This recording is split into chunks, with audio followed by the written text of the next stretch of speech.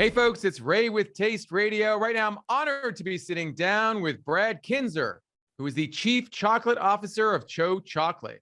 Brad, how are you? I'm doing great, Ray. Thanks for having me today. Thanks so much for joining me. And you're calling in from TCHO Chocolate World Headquarters, or at least the world headquarters of your factory, yes? That's exactly right. Yeah, this is it. The one and the only, Berkeley, California. Yep. Very cool. Very cool. You mentioned to me before we got on the mics that you're in the lab, the R&D lab, which is that seems like an appropriate place for someone of your title. Yes, it's my little happy place here. So yeah, apologies in advance. You might hear a couple of forklifts and other accoutrement noises on the way here, but yeah. Well, I wish that someone could invent like a smell-o-vision, or at least like you could like smell through the podcast what the aromas that I'm sure you are surrounded by. We get a sense that you're in a factory, but right. It's the essence of that chocolate. That's what we really want to get, you know? That's it, right? Yeah. Well, I can tell you, usually I can't smell anything in here because I'm so saturated with it. However, I was fortunate enough to have 4-day vacation that I'm coming off of right now. So it's just, it's quite a bouquet here. Lots of chocolatiness today. So when you open the door to the office, you just got hit with like some these amazing aromas of chocolates. It really is. It's hard to describe it, but it's amazing when you're grinding cocoa beans, and you know, it's pretty amazing smell. I can only imagine. It's the best. It's the best sales tool. I'll tell you that much. Love bringing people here. It's like the minute they enter, wow, okay, we're here. It's pretty good. It's pretty cool. Well, I hope I can visit sometime the next time I'm in the Bay Area. It'd be an honor. Thank you very much. I'm coming now. Now I'm just gonna open the door. I'm like, Brad invited me. I'm just gonna walk right in. I'll text you the address. Come anytime. Thank you very much. Yeah. Well, I didn't know you were on vacation. I was on your Instagram. Oh account. Yeah. And you have a great Instagram handle. Oh yeah. Theobromantics, is that how you pronounce it? Well, yeah, I'm not sure how to pronounce it. I was kind of going for Theobroma Antics, because Theobroma is the scientific name for the genus that cacao is in, or cocoa beans are in. So the cocoa tree. So it's kind of just I just wanted to create something that was fun and playful around cacao and all that. So yeah. And the name you picked for the account, it doesn't have Brad Kintzer, is what I'm trying to say. You have Brad. Brad, yeah. Brad. I'm not sure why I did that. I guess I should probably change that. I think I was going for a little bit of anonymity, but no, it's good. Well, I'm sorry, that anonymity is probably going to be a little shaken by the fact that I've just announced who you are and where people can find you on Instagram. It wasn't easy. It's funny you bring that up, because it wasn't easy to find you on social or anything really, because you're not on LinkedIn, as far as I can tell. I'm not, no. I only found you on Instagram through the TCHO Chocolate Instagram account, which I think tagged you in one of their posts. Right. But it doesn't seem like you're a big social media guy. You know, I love social media, but I also, I don't know. Yeah, it's a good point. I should probably step up my game. I don't know. I mean, I think anonymity is great. If, frankly, and I'm being maybe a little too honest here, if I wasn't in the position I'm in right now, I would probably be doing the exact same thing. But it's just part of being in the business that you have to have a social media presence. I know. I think that's why I did it. It's just, I see so many cool things in the world of chocolate, and I just felt like, okay, I gotta just at least have fun with this. And it's always been about learning and discovery and sharing that with people. So I think that's kind of what's driving that little account that I have. So anyway. Well, it's very cool. It actually reminds me of this guy who used to work for Noma, and he's I don't know, a food biologist. I don't know exactly what you would call him. But he has a beautiful Instagram page, and it's pretty reminiscent of some of the things that you post in terms of the science behind making chocolate. His name is David Zilber, if anyone wants to Okay. know. Yeah, Yeah, do you know yeah. him? I don't know him, but yeah, I've heard of him. I'd love to. Yeah, I'll have to check him out. In all these discussions that you and I have had, and it's only been a couple really, but in both cases, they've been really wonderful because I've gotten to know a little bit more about Cho and the genius behind this brand, the history behind this brand. And it's just so remarkable. For folks who aren't really familiar with the origins and history of Cho, can you just give us a little bit of a refresher here? Yeah, sure. So Cho started, 2005, 2007, and it was sort of in its primordial stages in those years. And it was founded by a few people. It was a NASA space shuttle technologist. It was a chocolate veteran from Germany, and also the first people to really fund the company were the folks that started Wired magazine, and so Hmm. it started with this just huge blitz of awesome, really creative minds, big thinkers, and that's really the spirit of Cho, is just thinking big about chocolate. You know, and the idea was, how do we look at chocolate differently? Something that's known and loved all over the world, but there's just a lot of areas that are ripe for innovation. So that was really the founding spirit.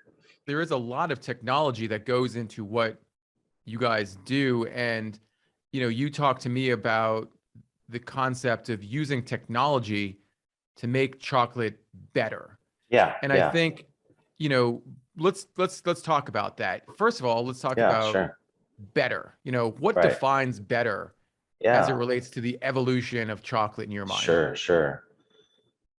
Ooh, well, this is a big one, but I'm you know really, there's so many things that are amazing about chocolate, and one of the hardest things about about researching chocolate and studying chocolate and trying to understand consumers and that sort of thing is that everybody loves chocolate for the most part, and even if it's good or if it's bad, it can be the cheapest little candy chocolate, or it can be a sophisticated chocolate, and everyone loves chocolate, but there's so much room for improvement in the world of chocolate, with regards to everything from how it's grown, how the cocoa beans are grown, the relationships between farmers, and the buyers and the chocolate makers, is still stuck in a very old colonial model.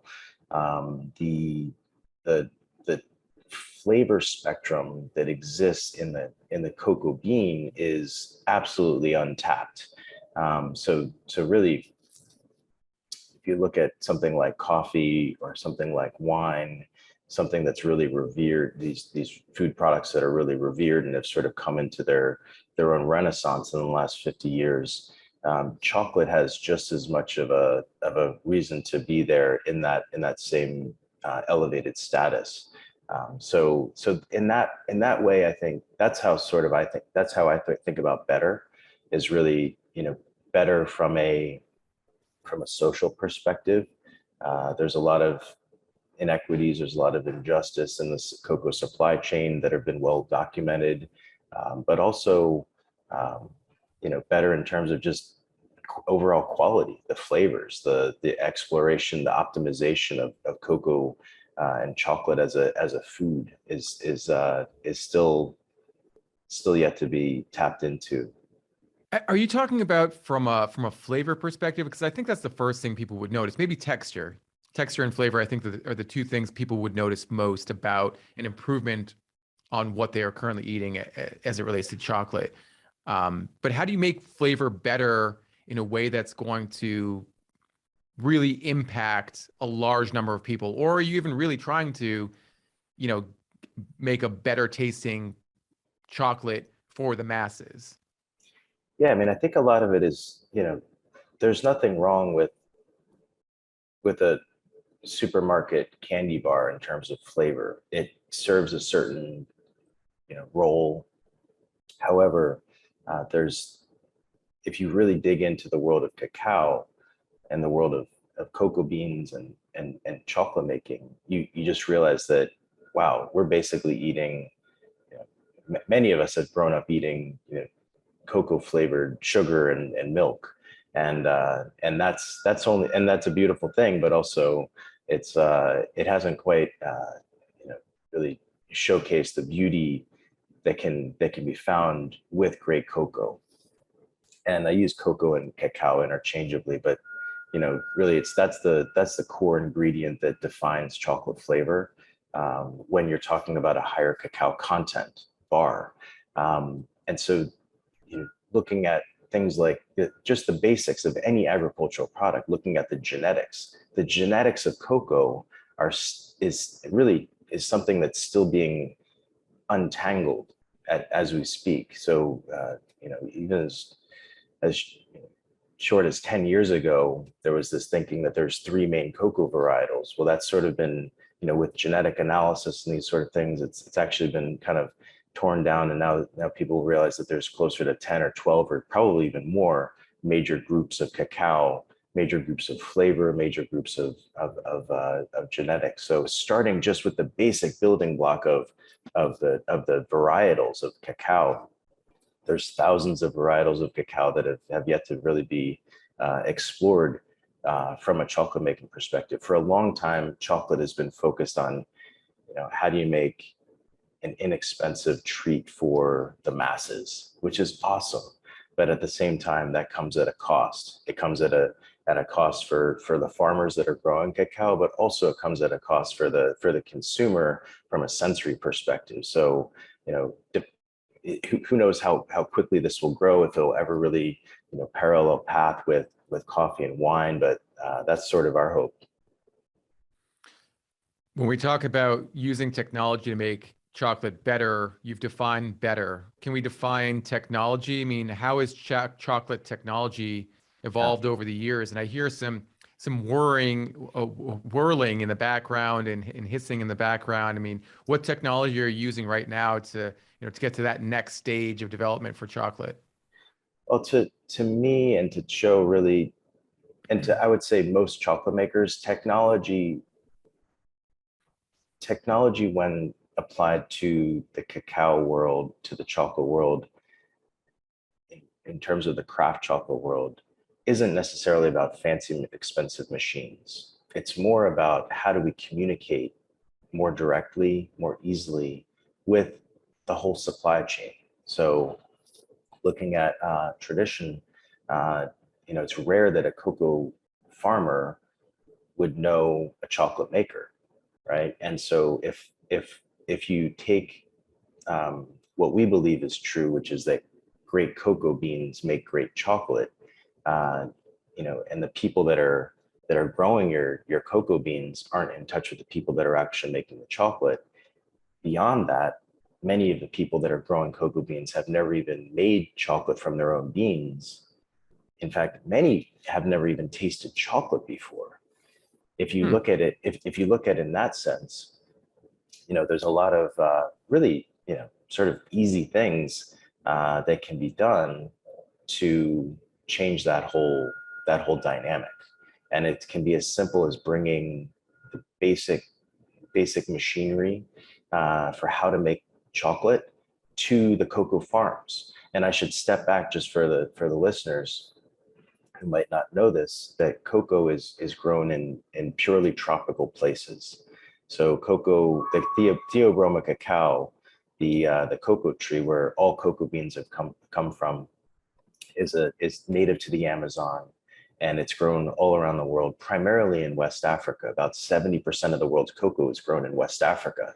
And so, you know, one of the reasons being that it grows pretty well there, but also it's also very, very inexpensive labor. And cocoa is very labor intensive crop. And most cocoa beans are harvested by hand with a machete.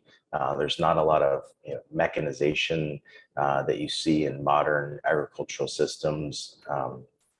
So it's very, very hand labor intensive.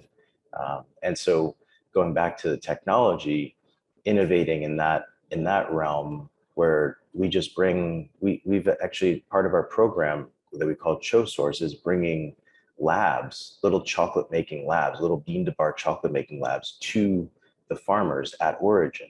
And we've set up 10 of these labs at our partner cooperatives, farmer cooperatives, also at national research stations and centers, and we've been able to put these basic tools, and again, really basic stuff, in the hands of the farmers, the technical directors of cooperatives, the scientists who are making decisions about what genetics to plant. A lot of times they don't have a direct connection with cocoa and chocolate itself. So that's really, when I think about technology, a lot of it centers around closing that huge geographic, social, socioeconomic gap and communication gap that exists between ourselves and these farmers that are worlds away, whether it's in the Amazon or West Africa or anywhere. That's so mind-blowing to think that the farmers growers of cacao may never have tasted chocolate before. I'm trying to think of a parallel to that. It's almost like, I guess, someone who, I don't know, raises maple trees and yet has never tasted maple syrup. Look at coffee, just as an example, which was really our inspiration for these labs. Coffee, in the early 90s, late 80s, many coffee farmers had never really tasted their own coffee beans, and from a sensory perspective, like really, had a coffee cupping, as they say.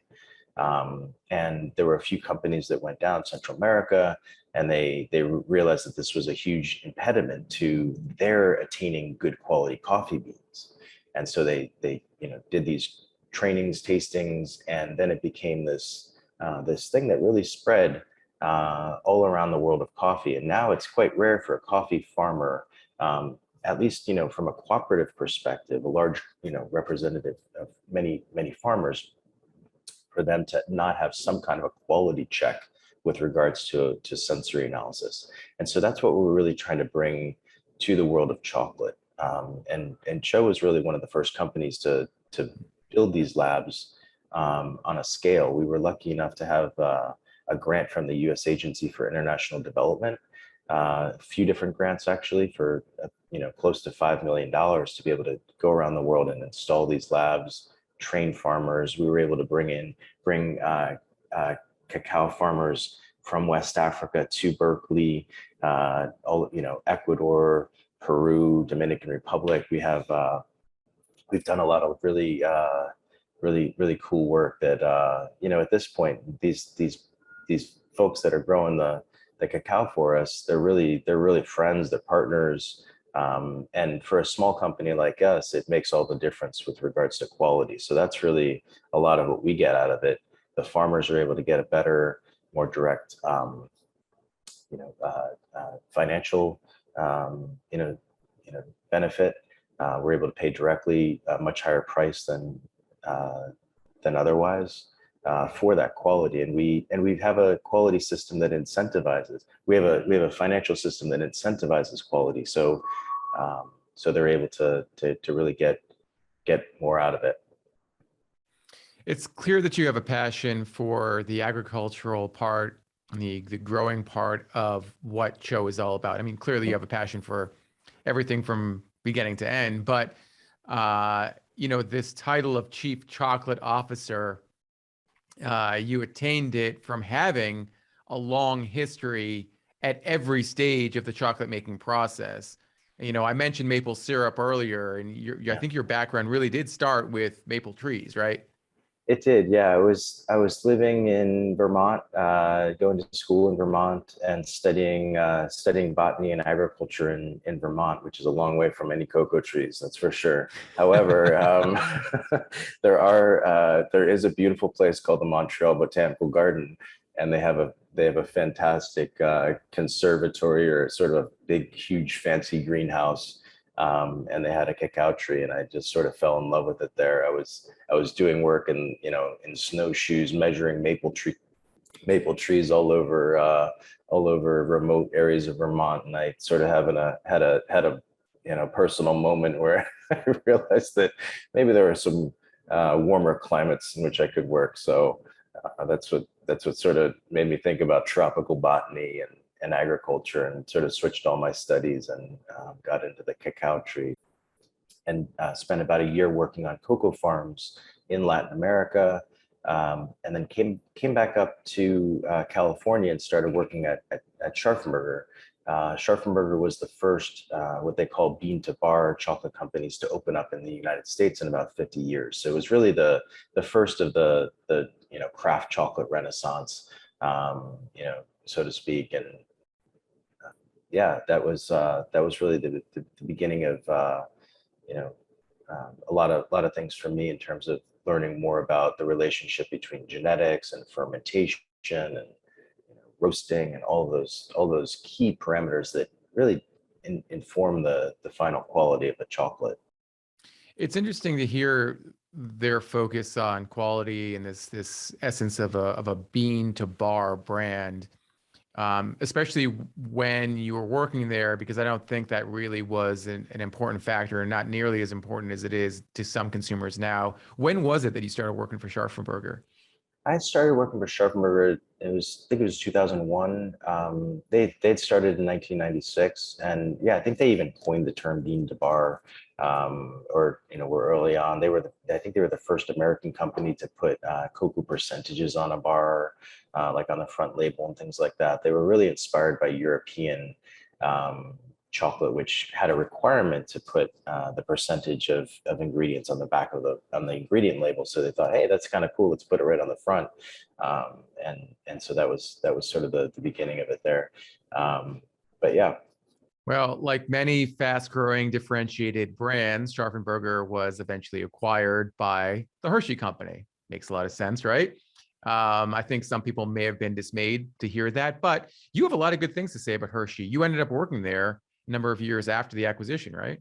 Yeah. So I was with Scharfenberger a few years before the acquisition, a few years after. And I mean, honestly, for me, it was all of this is just about just the fascinating journey of learning, and to be able to grow and learn, in my own way, to be able to share that with people. And so Hershey was, I grew up outside of Philadelphia. And my aunt had lives outside of Hershey, and I just, it was always just sort of this dream of a place.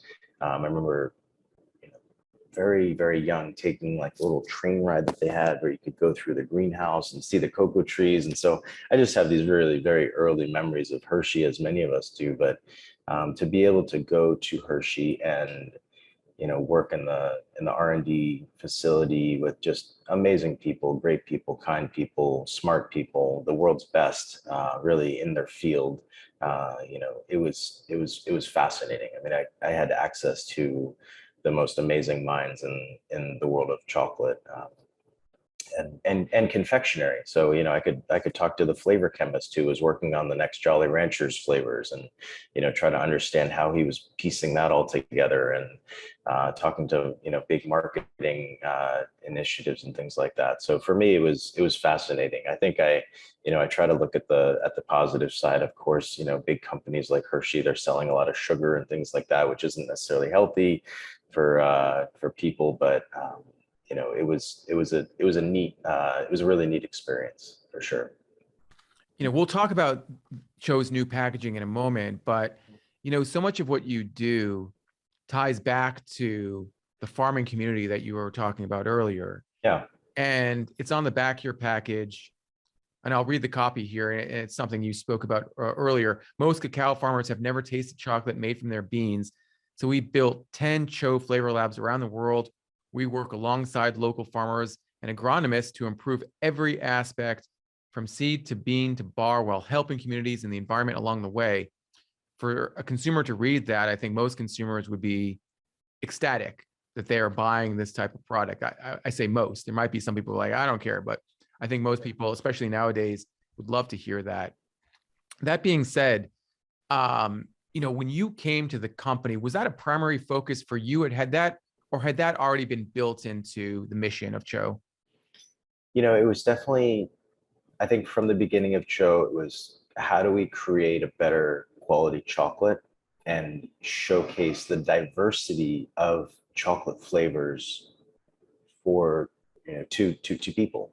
And I think what really ended up happening was the people that founded CHO realized pretty early on that that's easier said than done.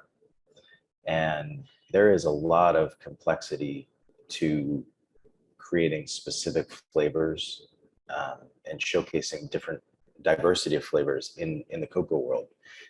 In the world of wine, books have been written. Many books have been written about how to exactly grow the right varietals, how to treat them, how to ferment them, how to, all of this has been extraordinarily well documented. Even things like soils and sunshine, all that stuff has been really well researched, well documented, and really, brought to the consumer as well. In the world of chocolate, almost everything about chocolate is 50 years behind something like wine. It's absolutely just, it's way behind. So there's no book to buy that will teach us how to make a specific chocolate, or how to make a great, fruity flavored chocolate, or a chocolatey flavored chocolate, or something like this. And I'm not talking about addition of flavors. I'm talking about the natural nuances that can be found in different types of cocoa beans. So certain cocoa beans, like for example, cocoa beans from West Africa, tend to have a really big fudgy profile. Cocoa beans from a place like Peru tend to be much fruitier, with more acidity. Cocoa beans from Venezuela, Madagascar, they all taste quite different. And it's not unlike grapes. It's not unlike coffee. It's not unlike so many foods, right? It's not unlike people, right? You have these, we all look different from different parts of the world. I mean, it's really just this, cocoa has evolved just like anything else. It's been spread around the world just like anything else, and it's created its own unique little clusters, the cocoa pods look different in certain places, and they taste different, and all this. So while there was an interest in showcasing the diversity of flavors that exist in cocoa, how to do that was tricky. So we quickly realized that we need to really work directly with cocoa farms, directly with cocoa communities, and we needed to bring them the tools for them to be able to grow a better cacao, to be able to grow different types of cacao. And that was really what was the dawn of the CHO Source program, which is our program where we built these labs and do a lot of training and really co-creating better raw materials, specifically cacao. That being said, the idea of marrying tech and tradition might sound incongruent to some people. However, you had a great analogy about Picasso and his ability to paint when we're talking about this subject, and I think our audience would really enjoy it. Could you explain what you meant?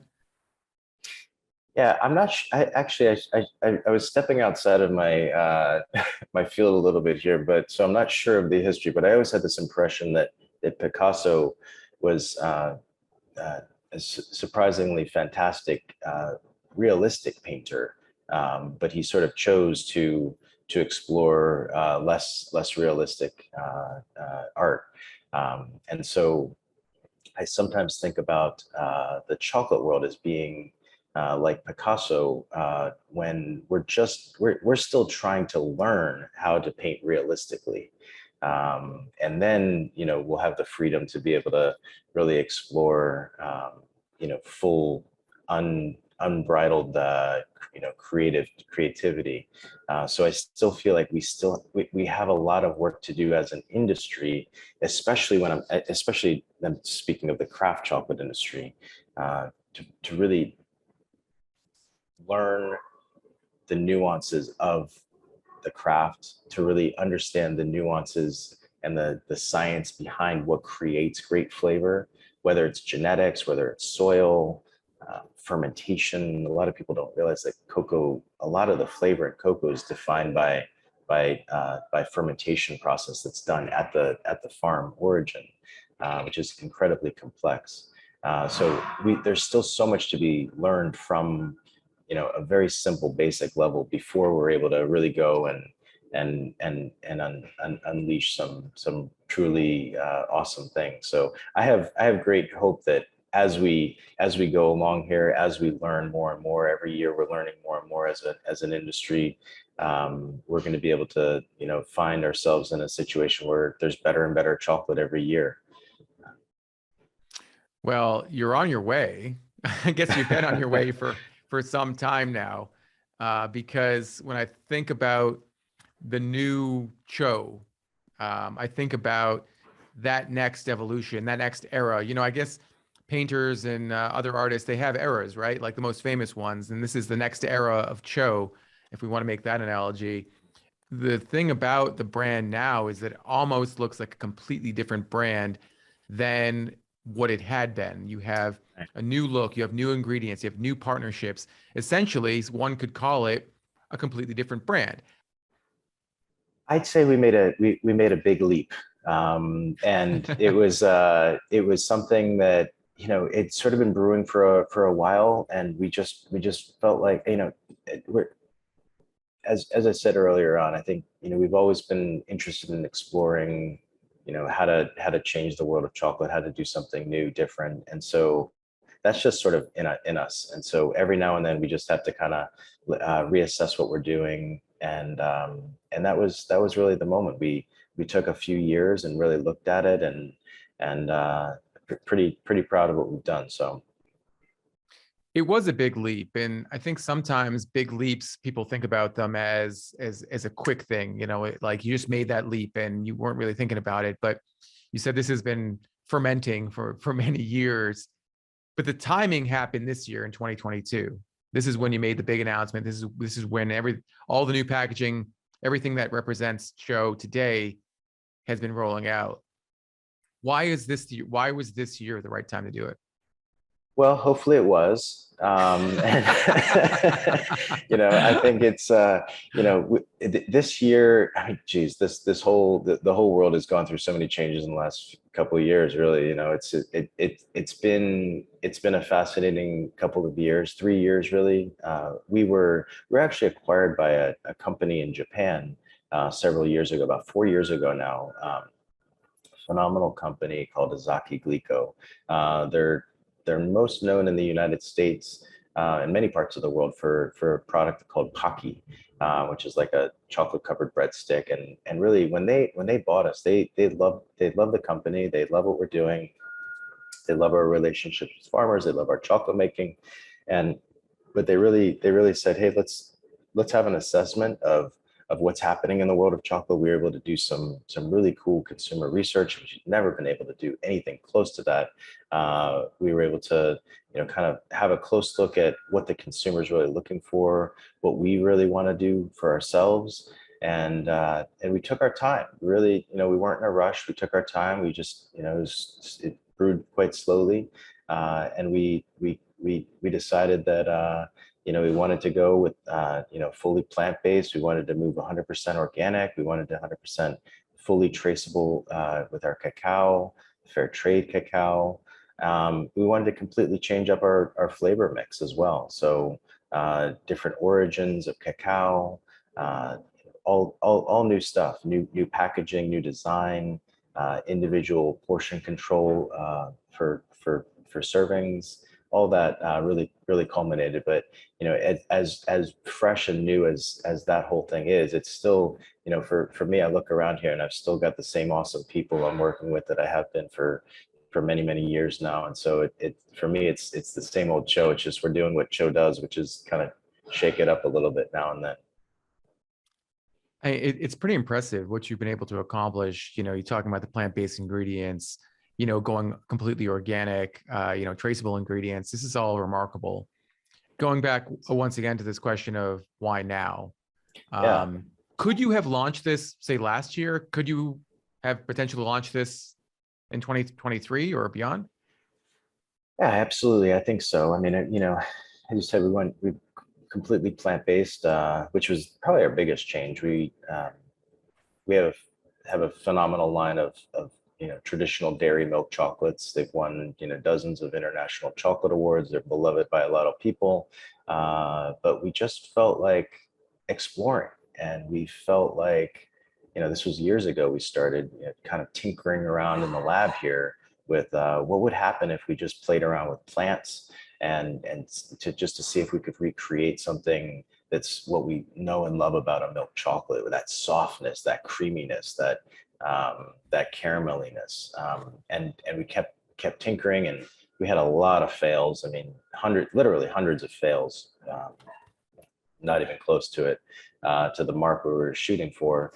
And but then eventually we started getting a little closer, and then we realized that we had something really special and something different and something that people were really interested in. So, I have hopes that the plant-based movement will continue and be strong. And as there's more and more innovation, more and more technology applied to the idea of reducing, carbon footprint, of increasing, human health, all those things. So yeah, I think it could have happened last year. I think it could have happened. I don't know if it could have happened 5 years ago, but I think hopefully it'll still be relevant in a few years as well. So. Well, I mean, there's a ton of momentum for plant-based everything. You were at Expo West, right? I mean, like, every other booth was touting plant-based this or that. And, I think sometimes, and hopefully this isn't the case, but, the phrase will lose its meaning. It will lose the beauty behind what you're trying to accomplish with plants.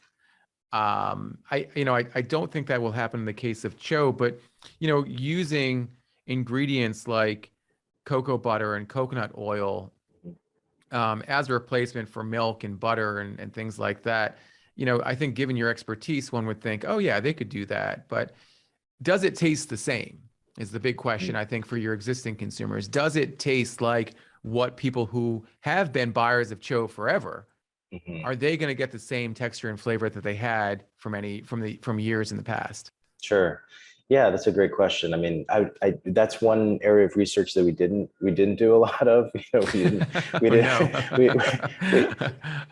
we did some, but I think overall people have been absolutely elated and surprised really at the quality that we've come up with, and really the key is using something that creates a softness, that recreates that softness of milk chocolate. In this case, we use cashew butter, also that creaminess.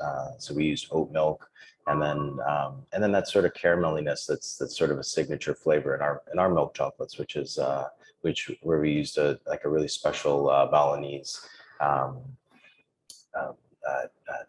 coconut sugar. So really that it created a trifecta of what we think is pretty darn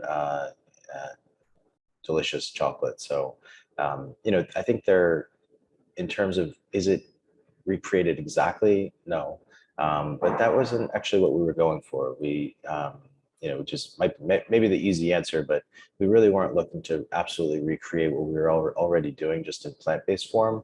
We really wanted to explore what we could do differently with chocolate, and so it wasn't all about just recreating everything that we do plant-based. It was kind of creating new recipes, new flavors, and new worlds of flavor through plants. In hindsight, do you wish you had surveyed more of your existing consumers to find out what they thought of this new formulation? Or, was the survey about, or, the survey and the research that you did, was it more about, the traceability, the organic, the sustainability of what you're doing? Yeah, it was really a little bit more mission driven. And I think that we did plenty of research. Let me just say that. I mean, you can, it's sort of like, when do you stop doing research, right? You can kind of, explore data too far almost sometimes. So I think we felt like we were at a good place. We felt confident with what we had done. And, this isn't stagnant. We're excited to continue to evolve and change. And I think that's, these formulas are not locked in and set. We can launch new products in the coming months. And we just launched a new bar a couple of days ago collaboration bar with the Monterey Bay Aquarium that has seaweed, sustainably sourced seaweed and hand harvested sea salt into a 74% dark chocolate. So, we're constantly innovating, constantly coming out with new things, and so yeah, I feel good about where we landed. That's so exciting, especially for like food and beverage nerds like us here at Yeah. BevNet and Taste Radio. We'd love to hear that stuff. Well, seaweed and sea Yeah. salt in chocolate, that sounds incredible. Seaweed's That's hot. I can hear some of your colleagues working on some of that stuff in your lab. Yeah, yeah, There's things I love that. I really do, because yeah. before we hopped on the mics, you were like, "Oh, I'm a little worried about this." I'm like, "No, this is great. This is so much better than someone in their kitchen at home, or in their closet in their bedroom, just their little Zoom setup." So we're getting the real essence of what you're doing over there at Show. I'm not faking it, Ray. I'm not faking it. Definitely Yeah. not. Did your R&D lab, were you also working on the new packaging in your R&D lab, or was that much more of a different department for the company? Because this is a completely Yes. different label, package, look for Cho. The only thing that remained the same is the logo. Yeah. So that's exactly right. And we have an awesome marketing team, and we have a great agency that we worked with on this project, and they did a lot of this work, and I had a lot of many conversations with them, but it was really they really kind of drove that whole angle. Just and Cho's a small company. We're really quite small, so we have conversations daily as a team. It's been hard with COVID and all that, not being together in person as much, but really, we talk every day about who we are, what we want to be. We push each other. Sometimes it's difficult, but I think it's the rub makes the pearl, or whatever the saying is. So when I look at the new Cho packaging, it feels much younger. It feels more fun. It feels approachable in a way that I think a lot of natural consumers or natural channel consumers would be interested in. The old packaging was great. It felt a little bit more specialty. Right. Like, you could go to, a small retailer in, I don't know, in Berkeley, and you would find Cho Chocolate there. This, I think, gives you permission to go. And when I say this, the bar I'm holding in my hand, which is your Dark Duo, feels like it gives you permission to go into a lot of different places. Sure. So when you're talking about the packaging, let's talk about the fun part of it first. Yeah. Was that intentional? Did you want it to be, I guess, a little bit more fun than what it had been? Yeah, absolutely. I mean, I think that was if there was one thing that we learned from our research, after all those years of research, it was connect with the consumer. Woo. It's like, no, but it really was that if I were to say it in one sentence, it was, find creative ways to really connect with the consumer, make them feel something emotionally. And so that's where we really wanted to, create this big, bold, packaging where you have sort of fun names that are playful. You open it up and there's some that's where the kind of wow moment is, where it's visually dynamic, opening the bar up, seeing the 3 individually wrapped bars, seeing the graphics on the inside. There's even a QR code, as you probably noticed, that when you pull one of the bars out, you can see a QR code in there where you can find literally the names of the farmers who grew the cocoa that's in that bar. It links to a very simple, rustic kind of Google Doc sheet, but that's something that we really feel strongly about, is that traceability. So anyway. I mean, it's beautiful. Like, when you think about the packaging, it's also very functional in so many ways. It's easy to open and close. You do have those individual bars. Each bar comes in 3 pieces. It's a lot easier to manage, I think, than perhaps what it had been. I think, talking about, where you can go with this branding.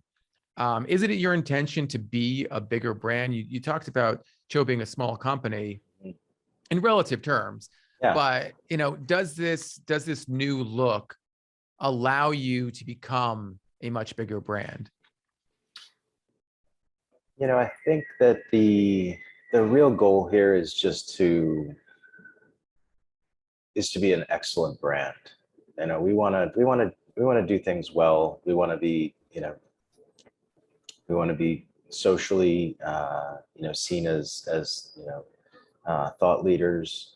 We want to be seen as creative.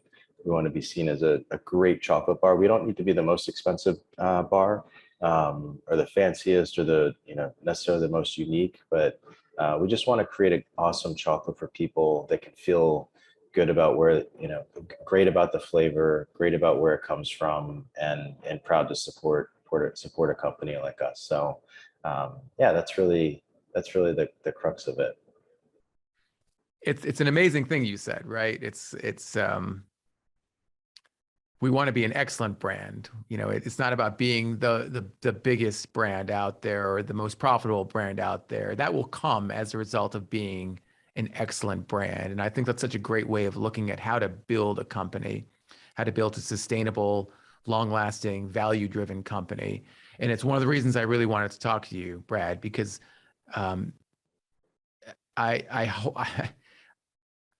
if I were an entrepreneur, that's exactly what I'd want to do as a brand owner and as someone who's trying to make the world better via whatever it is you're doing, whether it's making soft drinks or making chocolate or making beer or whatever. And so much respect to you and your team for what you have accomplished with CHO and the runway you have now.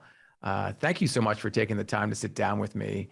It's been so enlightening, so exciting, and so much fun. I really appreciate it. Ray, thanks so much for having me. I'm a big fan, and just so happy to be here. Thanks for having me.